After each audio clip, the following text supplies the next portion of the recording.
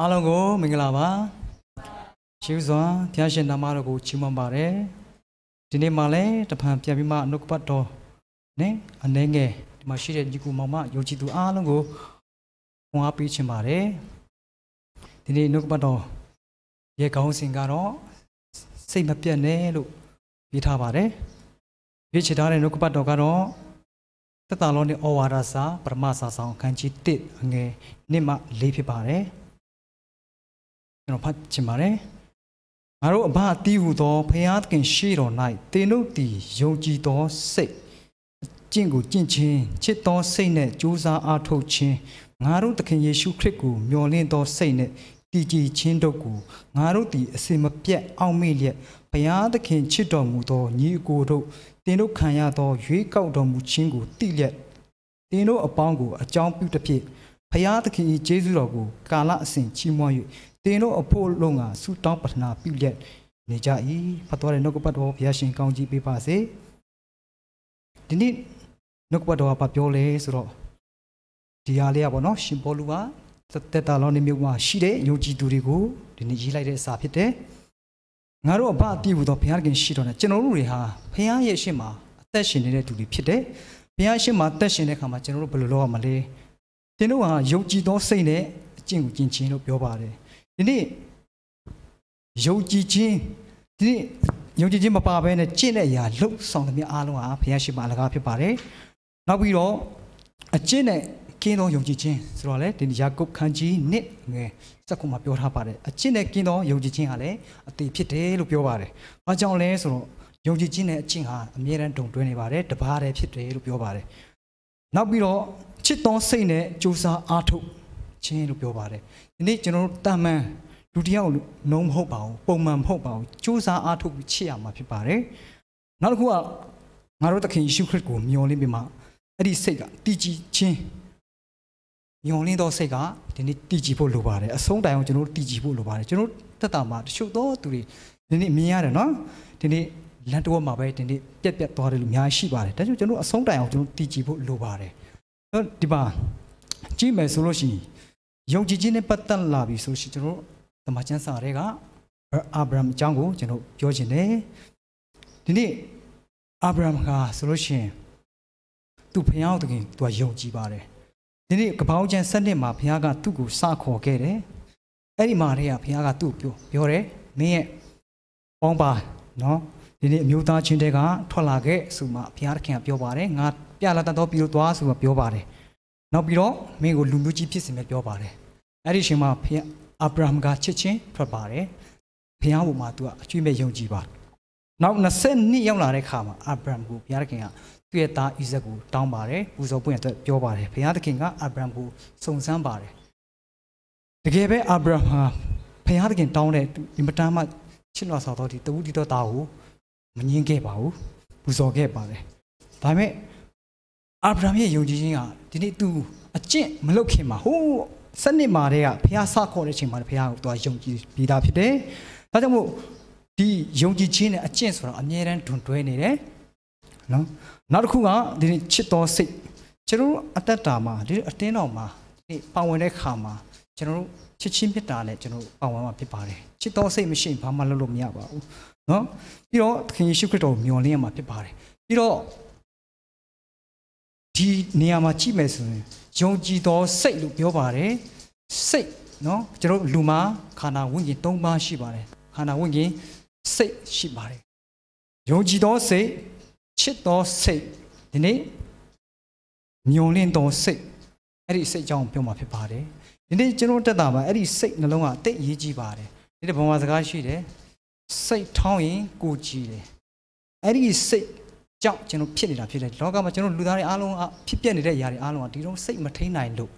နော်မတီးခံနိုင်လို့စိတ်တက်ကြသွားလို့ဖြစ်တဲ့အရာကြီးပဲဖြစ်ပါတယ်။ဘာကြောင့်လူတွေကကိုတက်တည်ကြလဲ။ဘာကြောင့်ကိုရှူချိုက်လို့ကြတယ်။စိတ်ပြတ်သွားလို့ဖြစ်တယ်နော်။အဲ့ဒီစိတ်ကိုကျွန်တော်တို့စောင့်ရှောက်ဖို့စိတ်လုံးကိုစောင့်ရှောက်ဖို့ကျွန်တော်ပြောချင်ပါတယ်။ဒီကနေ့ဒီယောခန်းကြီး3ငယ်18မှာပြောထားလဲဆိုတော့ဒီနေ့ချစ်တဲ့အခါမှာဒီနေ့ပုံမှန်လေးမဟုတ်ပါဘူး။ဘာပြောထားလဲဆိုတော့ဒီနေ့စကားပြောကညချစ်တာမဟုတ်ဘဲနဲ့ စိတ်ပါကိုရောက်ဘုရားကိုချစ်ဖို့ယုံကြည်သူချင်းချင်းတယောက်နဲ့တယောက်ချစ်ဖို့ဘုရားပြောထားပါတယ်ဧကန်အမှန်ချစ်ကြလို့ဆိုဘုရားပြောထားပါတယ်အဲဒါကျွန်တော်တို့ကယုံကြည်သူတွေကျွန်တော်အတင်းတော်မှာပါဝင်တဲ့အခါမှာပြင်ပန်းလေးပဲကျွန်တော်တို့မဟုတ်ပဲနဲ့စကားပြောကမြတ်တာချစ်တာမဟုတ်ပဲတကယ်ပဲစိတ်ပါကိုရောက်ချစ်ဖို့ဖြစ်ပါတယ်တင်းထွတ်ဓမ္မကျမ်းစာထဲမှာကျွန်တော်တို့အသက်တာပြန်စမ်းကြည့်မယ်ဆိုရင်ဒီစိတ်ကအရေးကြီးပါတယ်မာနကကျွန်တော်တို့တိုက်တဲ့အခါမှာကျွန်တော်တို့စိတ်ကိုတိုက်တာဖြစ်ပါတယ်ဒီဝိညာဉ်ရမှာလည်းတကယ်ကိုမှအားရှိပြီးမှတကယ်ဖျားနဲ့ဆက်သွယ်ဖို့လည်းလိုအပ်ပါတယ်တစ်ဖက်မှာလည်းဒီစိတ်နှလုံးဆိုတာလည်းအရင်ကြီးကြည့်ပါတယ်ဒီစိတ်ကောင်းမှသာလေကျွန်တော်တို့ချစ်နိုင်မယ်နော်မေတ္တာပြနိုင်မှာဖြစ်ပါတယ်နော်စာရမဏကလည်းတိုက်တဲ့ခါမှာကျွန်တော်စိတ်နှလုံးကိုတိုက်ပါတယ်အဲ့ဒီစိတ်တက်ကြသွားပြီဆိုလို့ရှိရင်မာနကကျွန်တော်တို့ဘဝတစ်ခုလုံးကိုအနိုင်ယူသွားတာဖြစ်တယ်ဓမ္မကျမ်းစာထဲမှာကျွန်တော်ဘသူနဲ့ကျွန်တော်ပုံဆောင်ပြီးပြောချင်လဲဆိုတော့ယောဘရဲ့အသက်တာကိုကျွန်တော်ပြောချင်တယ်ယောဘဟာဆိုလို့ရှိရင်ဘုရားသခင်ရဲ့ရှေ့မှာဖြောင့်မတ်ဆုံနေတဲ့သူဖြစ်ပါတယ်ဒါပေမဲ့တနေ့တော့ခါမှာစာရန်ကဘုရားရှိလာပါတယ်တနေ့အဖြစ်ပြောမယ်ဆိုရင်ဘုရားနဲ့စာရန်ကြားထဲမှာယောဘကဗလိုင်းပေါ့နော်ခေတ်စကားနဲ့ပြောဆိုရင်ဗလိုင်းအကျွေးခံရတာဖြစ်တယ်ဆိုတော့သူနဲ့တူတဲ့သူမြေကြီးမှာတယောက်မှမရှိဘူးလို့ပြောတယ်အဲ့ဒီခါမှာစာရန်ကပြောတယ်ယောဘဟာအကျိုးမရဘဲနဲ့ဘုရားဝတ်ကိုမပြုတ်ဘူးလို့ပြောပါတယ်ဒါဆိုရင်ဘုရားကမင်းစမ်းကြည့်လို့ရပါတယ်ငါကြုံစမ်းကြည့်လို့ရပါတယ်သူ့မှာရှိတဲ့ဥစ္စာစီမင်းလက်ထဲရှိတယ်မင်းကြိုက်တယ်လို့လုပ်လို့ရတယ်ဒါပေမဲ့သူ့ရဲ့ကိုယ်တော့မထိနဲ့ဆိုတော့ဘုရားကပြောပါတယ်အဲကျွန်တော်စာရမဏကကျွန်တော်စုံစမ်းတဲ့အခါမှာနောက်ရှက်တဲ့အခါမှာသူအလိုလျောက်လောက်ဆက်လို့မရဘူးဘုရားကိုသူအခွင့်တောင်းရသေးပါတယ်ဘုရားကခိုးပြမှသာမာနကကျွန်တော်တိုက်ခိုက်လို့ရတာဖြစ်တယ်ပြီးတော့မာနကယောဘကိုတိုက်ပါတယ်ဒါပေမဲ့သူ့ရဲ့ဥစ္စာတွေတိုးတွေနွားတွေအကုန်လုံးပျက်စီးဆုံးရှုံးသွားတယ်နောက်ဆုံးသူ့သားသမီးတွေအကုန်တည်သွားတယ်ဒါပေမဲ့ယောဘဟာဘုရားပေါ်မှာစိတ်မပြတ်ခဲ့ပါဘူးတော်ဘုရားကိုမပြစ်ပါခဲ့ပါဘူးနောက်တစ်ချိန်မာနကပြန်လာပါတယ်မကျင်တတ်ပါဘူးယောဘကိုပြန်ပြီးမှပြောပါတယ်ဘုရားကနောက်ဆုံးပြောမယ်ဆိုရင်မင်းသူ့ရဲ့ခန္ဓာကိုယ်တော့မင်းလို့ဒါပေမဲ့သူ့ရဲ့အသက်ကိုတော့မထိနဲ့ဆိုတော့ဘုရားကနောက်တစ်ချိန်ခွင့်ပေးပါတယ်အဲ့အချိန်မှာယောဘတကူလုံးကအကုန်လုံးကဒီတိုင်းပဲအနှစိမ့်ပေါက်တယ်နောက်ဆုံးသူ့ရဲ့ဇနီးကမင်းဒီဖြောင်းမချင်းတရားကိုမင်းဆွန့်လိုက်တော့ဒီဖျားကိုဆွန့်လိုက်တော့မင်းတေလိုက်တော့ကိုတေလိုက်တော့ဆိုမှအဲ့လိုပြောပါတယ်ဒါပေမဲ့ယောဘကအဲ့လိုအမှုရာနဲ့ကြုံသိတော်လဲပဲသူဟာဖျားကိုနှုတ်နဲ့တောင်မပြစ်မှာဘူးလို့တမန်ကျမ်းစာထဲမှာပြောထားပါတယ်ဟုတ်မာနကညညာကျွန်တော်ပြောချင်တယ်မာနကယောဘရဲ့စီးစိမ်ဥစ္စာတွေကိုတိုက်ချင်တာမဟုတ်ပါဘူးအဓိကယောဘကဖျားပေါ်မှာထားတဲ့စိတ်ဖျားကိုယုံကြည်တဲ့စိတ်ဖျားကိုမျှော်လင့်တဲ့စိတ်ဖျားကိုချစ်တဲ့စိတ်အဲ့ဒီစိတ်ကိုမာနကတိုက်ချင်တာဖြစ်ပါတယ်ဒါပေမဲ့ဘလောက်ပဲမာနကတိုက်ခိုက်ဒီနေ့ယောဘအသက်တာကိုမာနကတိုက်လို့မရခဲ့ပါဘူးအဲကျွန်တော်တက်တာမှာပြန်စဉ်းစားခြင်းဒီစိတ်တက်ကြသွားရင်စိတ်ပြိုလဲသွားအောင်ဖျက်အဲ့ဒီစာတာကကျွန်တော်လုံးမှာဖြစ်ပါတယ်နောက်ဆုံးယောဘကကောင်းကြီးနှစ်ဆသောကောင်းကြီးနဲ့ပြန်ပြီးမှထွက်လာခဲ့တယ်ဆိုတော့တွေ့ရပါတယ်ဆိုတော့မာနကတိုက်တဲ့ခါကျွန်တော်တို့စိတ်ကိုတိုက်တာဖြစ်အဲ့ဒီစိတ်ပြိုလဲသွားပြီစီကြံတဲ့အကိုလုံးကမာနကအနိုင်ယူသွားတာဖြစ်တယ်အဲကြောင့်ကျွန်တော်တို့လူသားတွေအနေနဲ့ကျွန်တော်တို့ယုံကြည်သူတွေကအများသွားဖြစ်ဒီခန္ဓာကိုယ်ပိုင်းကိုပဲကျွန်တော်တို့ကအလှဆင်တတ်ကြပါတယ်เนาะပြင်ဆင်တတ်ကြပါတယ်ဥပမာကျွန်တော်ဘုရားကျောင်းသွားမယ်ဆိုရင်ဘုရားကျောင်းသွားတဲ့ခါမှာကျွန်တော်တို့ဒီကိုခန္ဓာကိုဒီနေ့လှဆင်ပါတယ်เนาะဘယ်ဝတ်စားဝင်ကောင်းမလဲဆိုတော့အကောင်းဆုံးလေးဝတ်ပါတယ်ဒါပေမဲ့တစ်ခါတည်းမှာကျွန်တော်မိလျော့နေလေတို့စိတ်နှလုံးကိုကျွန်တော်ပြင်ဆင်ရမှာဖြစ်ပါတယ်အဲ့စိတ်နှလုံးကိုကျွန်တော်ကစောင့်ရှောက်ရမှာဖြစ်ပါတယ်ကျွန်တော်တို့အပြင်ပိုင်းကိုပဲကျွန်တော်တို့အားတာတာဖြစ်တယ်ဘုရားသခင်ကစိတ်နှလုံးကိုကြည်တာဖြစ်တယ်ဒါကြောင့်မလို့နောက်တစ်ခုအနေနဲ့ကျွန်တော်ကျမ်းပိုက်တစ်ပိုက်ဖတ်ချင်တယ်အဲ့ဒါတော့ရှင်လုကာခန်းကြီး20နှစ်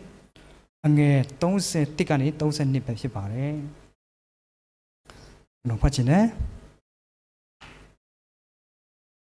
တဖန်သခင်ဖျားကရှိမုံ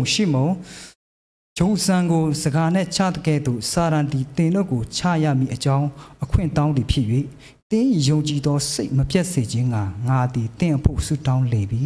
တင်းသည်တတိယပြန်သောအခါတင်းဤညီကိုတို့ကိုတည်ကြည်စေလောဟုမိန့်တော်မူလေဒီနေရာမှာနေ့ရှင်ပေတရုအကြောင်းတွေ့ရတယ် ပေတိယဟာဆိုလို့ရှိရင်နော်ရှီမုန်ပေတိယဟာဆိုလို့ရှိရင်ခရစ်တော်နောက်3 နှစ်3မိုးလုံးလိုက်ခဲ့တဲ့သူဖြစ်တယ်တကယ်ဖခင်ဘက်မှာစိတ်အားတန်တဲ့လူတစ်ယောက်ဖြစ်တယ်စိတ်မြန်လက်မြန်တဲ့ဖြစ်တယ်ပေါ့နော်ဒါပေမဲ့ခရစ်တော်အသေးခံတော့မဲ့အချိန်မှာနိကလာချင်းမှာခရစ်တော်ကပြောတယ်နော်ရှီမုန်စံဂျုံစံကိုစကားနဲ့ချတကယ်လို့စာရန်ကချဖို့ရတဲ့ငါ့ကိုတောင်းနေတယ်ဆိုတော့ပြောပါတယ်ဒီနေ့မာနကကျွန်တော်တို့ရဲ့ယုံကြည်ခြင်းဘုရားပေါ်မှာထားတဲ့ယုံကြည်ခြင်းဘုရားပေါ်မှာထားတဲ့မျှော်လင့်ခြင်းဘုရားကိုချစ်တဲ့စိတ်အဲ့ဒီစိတ်ကိုကျွန်တော်တို့တိုက်ဖို့သူကအမြဲတမ်းသူကဘုရားကိုတောင်းဆိုနေပါတယ်ဒါကြောင့်တည်ကြည်ပါမင်းတတိယပြန်တဲ့ခါမှာမင်းရဲ့ညီကိုတွေကိုပြန်ပြီးမှတည်ကြည်စေပါဆိုမှပြောပါတယ်အဲ့တော့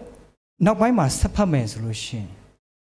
ပေတရုကဘယ်လောက်ပြောလဲဆိုတော့ကိုရောနဲ့သူကျွန်တော်ထောင်ထဲဝင်ရပြီစေကိုရောနဲ့သူကျွန်တော်အသေးတက်ချင်းခံရခိုင်ပဲကျွန်တော်အစင်တင်ရှိတယ်ဆိုမှပြောပါတယ်ခရစ်တော်ကပြန်ပြောတယ်နော်ရှီမုန်ပေတရုဒီနေ့ညမှာပဲမင်းငါ့ကို3 ချိန်အောင်ညင်းပယ်လိမ့်မယ်ဆိုမှပြောပါတယ်အမှန်တမ်းဝမ်းနည်းစရာကောင်းပါတယ်အဲ့ဒီခါကျမှကျွန်တော်ဖခင်ဘက်မှာစိတ်အားတန်တဲ့ချိန်ရှိပါတယ်အရင်နှိုးကြတဲ့ချိန်ရှိပါတယ်နော်အထူးသဖြင့်ငါဖခင်အတွက်သွားတော့မယ်ဆိုတဲ့ချိန်မှာအဲ့လိုဆုံးဖြတ်လိုက်ချိန်မှာမာနကကျွန်တော်တို့သတိထားပြီးကျွန်တော်တို့တိုက်နေတယ်ဆိုတာနားလေစိတ်ချင်းလေဒါကြောင့်ကျွန်တော်တို့ရဲ့ဖခင်ဘုမှာထားတဲ့စိတ်အဲ့ဒီချစ်တဲ့စိတ်ယုံကြည်တဲ့စိတ်ကိုမပြတ်သွားစေပါစေနဲ့ဒါကြောင့်မလို့အမြဲတမ်းကျွန်တော်တို့ထားဖို့လုပ်ပါတယ်ချစ်တယ်ဆိုတာဗာလဲစိတ်ပဲမုန်းတယ်ဆိုတာစိတ်ပဲဒီနေ့ကျွန်တော်တို့အတင်းတော်မှာချုပ်သောအတင်းတော်မှာတော်တော်များများတွေ့ရတယ်ကျွန်တော်ကိုယ်တိုင်လည်းတွေ့ရတယ်ဒီအတင်းတော်မှာကျွန်တော်တို့ဆရာတွေကဟောလိုက်တဲ့ဟာမှာနော်တယောက်ကိုဒီနေ့စောင်းပြောတယ်လို့လည်းတစ်ခါကျန်ခံစားမိတာရှိတယ်ဒါမျိုးတွေရှိတယ်နောက်ကြတော့နောက်ပတ်ကြတော့မလာတော့ဘူးဒါမျိုးတွေရှိတယ်ဘာကြောင့်လဲဆိုတော့သူစိတ်ထဲမှာခံစားသွားတာဖြစ်တယ်ဟောနောက်ကပတ်တော်ကဘသူပဲဟောပဲဆရာပဲဟောဒီနေ့ပရိသတ်တွေထဲမှာတယောက်ကိုမထိရင်တယောက်ကိုတော့အနည်းဆုံးထိတာဖြစ်တယ်ဒါဟာကျွန်တော်တို့ပြုပြင်မှုဖြစ်တယ်ဒါကြောင့်မို့အဲ့လိုတယောက်ကပြောလိုက်တဲ့စကားကိုမခံနိုင်တော့ဘူးနောက်ဖျက်ရောက်မလာတော့အဲ့လိုမျိုးတွေဖြစ်ဒါတွေအများကြီးတွေ့ရတယ်ဒါကြောင့်မို့ကျွန်တော်တို့မာနကတိုက်တဲ့ခါမှာဘာဖြစ်လဲစိတ်ကိုတိုက်တယ်ဒီအတင်းတော်မှာကျွန်တော်တို့စီးလုံးနေတာကိုမာနကမကြိုက်ဘူးကျွန်တော်တို့တလုံးသွားသည်ရှိနေတာကိုမာနကမကြိုက်ဘူးအဲ့ဒီဟာကိုမာနကတိုက်နေဆိုတော့ကျွန်တော်တို့သတိထားဖို့လိုတယ်ဒီနေ့တမန်တရားအဖြစ်ဒီနေ့ဝါပေးခြင်းတယ်နော်အဲ့တော့ကျွန်တော်တက်တာမှာဒီနေ့အတင်းတော်မှာစီးလုံးနိုင်ဖို့ရန်အတွက်နော်အကုန်လုံးကချစ်ချင်းမြတ်တာလိုအပ်ပါတယ်တယောက်နဲ့တယောက်ဒီနေ့စိတ်ပါကိုရောက်စူးစမ်းပြီးချစ်ဖို့လိုပါတယ်ဖခင်ကိုလည်းချစ်တယ်လို့ညီကိုချင်းကိုလည်းကျွန်တော်ချစ်ဖို့ဖြစ်ပါတယ်နော်ဒီနေ့ဓမ္မကျမ်းစာထဲမှာနောက်ဆုံးတယောက်အနေနဲ့ကျွန်တော်နိုင်ရှင်ပြောရှင်တယ်ဟာနနော်ဧလကာနသူ့ရဲ့အမျိုးသားဖြစ်တယ်ဒီနေ့ဟာနကိုရမ်းချစ်တယ်သူ့အမျိုးသားဒါပေမဲ့လည်းသူကကလေးမရဘူးနော်တခြားမိန်းမမှာတော့ဒီနေ့ကလေးရတယ်ဒါပေမဲ့သူ့ယောက်ျားတိတ်ချစ်တယ်သို့တော်သူကအရန်ဝတ်နေရတယ်နေ့တိုင်းမှာသူစားလို့မပြောအဲ့လိုမပြောဖြစ်နေရတယ်အမြဲတမ်းရန်သူကားတဲ့တမန်ကျမ်းစာရန်သူကသူ့ကိုမျက်နှောက်ရှက်တယ်အာနာနင်တော့နေ့ယောက်ျားနေ့ကိုဘလောက်ပဲချစ်နင်ဘလောက်ပဲမျက်နှာသာပေးနင်သားမရှိဘူးမလားဒီမှာကလေးမရှိဘူးမလားဆိုအမြဲတမ်းရန်သူကသူ့ကိုနှောက်ရှက်ပါတယ်ဒါပေမဲ့ဟာနာရဲ့တက်တာဘယ်တော့သူကစိတ်တမကြပါဘူးဒီခန္ဓာကိုယ်ပိုင်းမှာထိခိုက်ပင်မဲ့လဲနော်အားအင်ကုန်ခန်းပင်မဲ့လဲသူဖះကိုချစ်တဲ့စိတ်ဖះပေါ်မှာထားတဲ့စိတ်ညုံလင်းတဲ့စိတ်ယုံကြည်တဲ့စိတ်ကမပြတ်ခဲ့ပါဘူးဒါကြောင့်နေ့တိုင်းဝိမာန်တော်မှာသွားပြီးဆုတောင်းပါတယ်ဆုတောင်းနေမှာနောက်ဆုံးဘုရားသခင်ကဒီဟာနာကိုဒီနေ့သားသမီး9ယောက်ဖောက်ခွင့်ပေးပါတယ်ယုံနေတဲ့မိမကိုသားသမီး9ယောက်ဖောက်ခွင့်ပေးပါတယ်အဲဒါကြောင့်ကျွန်တော်တို့အသက်တာမှာဘယ်လိုချင်နေပဲရှိဒီနေ့အားပေးခြင်းနဲ့ယုံကြည်သူအားလုံးမှာဒီအခုမှအသင်းဝင်သူလည်းအများကြီးရှိတယ်နော်ပြောင်းလဲခါစားလည်းအများကြီးရှိတယ်ဘာပဲလို့မိတ်ဆွေရဲ့ဖြစ်ချင်းမိတ်ဆွေဘာပဲလို့အဲ့ဒီအပေါ်မှာမာနကတိုက်မှာဖြစ်တယ်နော်တိုက်တဲ့ခါမှာမိတ်ဆွေစိတ်တကြပါအောင်ပြုံလဲသွားအောင်ဒီဖျားကိုမကိုးကွယ်တော့အောင်ဒီဖျားကိုမချစ်တော့အောင်ဖျားကိုမယုံကြည်နိုင်တော့အောင်မာနကကျွန်တော်တိုက်မှာဖြစ်တယ်အဲ့ကျွန်တော်စိတ်လုံးကိုစောင့်ရှောက်ဖို့သိရေးကြီးနော်ဖျားသခင်ကကျွန်တော်တို့အမြဲတမ်းတတိပေးထားပါတယ်ဒါကြောင့်မလို့ကျွန်တော်ယုံကြည်သူသားသမီးရောက်စီတိုင်းပေါ်မှာဒီနေ့တယောက်နဲ့တယောက်တင်းတော်မှာစီးလုံးဖို့လိုပါတယ်နော်ချစ်ဖို့လိုပါတယ်ဘုရားကိုယုံကြည်ဖို့လိုပါတယ်နော်ဘလို့အချိန်လေးပဲဖြစ်မိတ်ဆွေစိတ်တမကြပါနဲ့ဘလို့အချိန်နေပဲကြုံရစိတ်တမကြပါနဲ့ဘုရားသခင်အရှင်မှာကျွန်တော်ရဲ့မျှော်လင့်ခြင်းကျွန်တော်ရဲ့အောင်မြင်ခြင်းကဘုရားရှင်မှာရှိပါတယ် ကျွန်တော်ရဲ့အောင်မြင်ခြင်းကတော့ဒီနေ့ဒီဘဏ်ကတ်တွေ evidence ကတ်တွေမဟုတ်ပါဘူးเนาะကျွန်တော်တထေးစီမှာမရှိပါဘူးကျွန်တော်လုပ်ငန်းရှင်တွေမှာမရှိပါဘူးကျွန်တော်ရဲ့အောင်မြင်ခြင်းကဖခင်လက်ထဲမှာရှိပါတယ်အဲကြောင့်ဖခင်သခင်ကိုဖခင်ပေါ်မှာကျွန်တော်ထားတဲ့စိတ်ယုံကြည်တဲ့စိတ်ချစ်တဲ့စိတ်မျှော်လင့်တဲ့စိတ်မပြတ်ဖို့စိတ်မပြတ်ဖို့ဒီကနေ့နှုတ်ပတ်တော်အဖြစ်အနေငယ်ဝါပေးတိုက်တွန်းလုပ်ပါတယ်ကြားနာသူတယောက်စတိုင်းဖခင်ရှင်ကောင်းချီးပေးပါစေ